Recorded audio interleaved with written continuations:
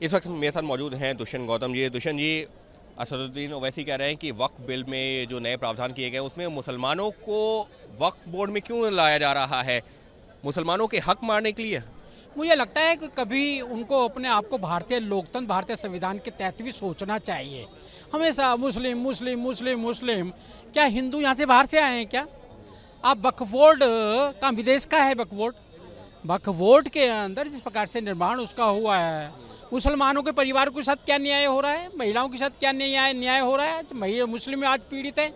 ये देश को जानने का हक है कि कैसे इस वक्फ बोर्ड की 2013 से एकदम डबल प्रॉपर्टी हो गई, कैसे पाकिस्तान से बड़ा क्षेत्रफल आज वक्फ बोर्ड का यहाँ पर है, कार्यशैली क्या है, क्या उसका लक्ष्य क्या है, ये देश जानना चाहता है। इसलिए इसमें मुसलमान करना नहीं है, ये सारी प्रॉपर्टी के पूरा देश संविधान के अनुसार मालिक है और उसके हिसाब से उसकी छानबीन भी होगी। प्रधानमंत्री नरेंद्र मोदी मुसलमानों को निशाना बनाना चाहते हैं जिससे कि वो चुनाव जीत सके, इस तरीके के वो बयान दे रहे हैं।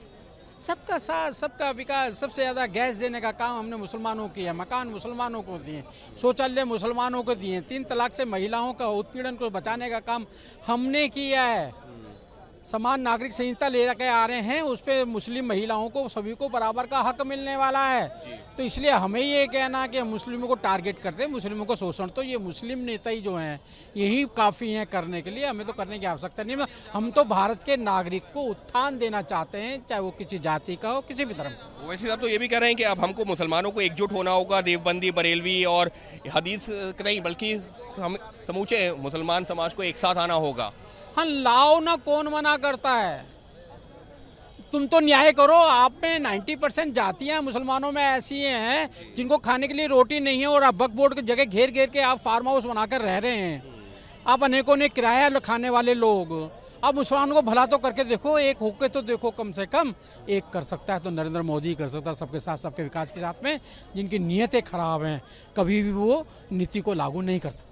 साफ तौर पर मुसलमानों को लेकर के जिस तरीके की राजनीति होती रही है, साफ तौर पर बीजेपी नेताओं का यही कहना है कि ये एक तरीके से मुसलमानों को बरगलाने की कोशिश है, क्योंकि प्रधानमंत्री नरेंद्र मोदी की सरकार में जो भी योजनाएं आती हैं उसमें सबका साथ सबका विकास का नारा दिया जाता है, सबको साथ में लेकर के चलने की बात कही जाती है।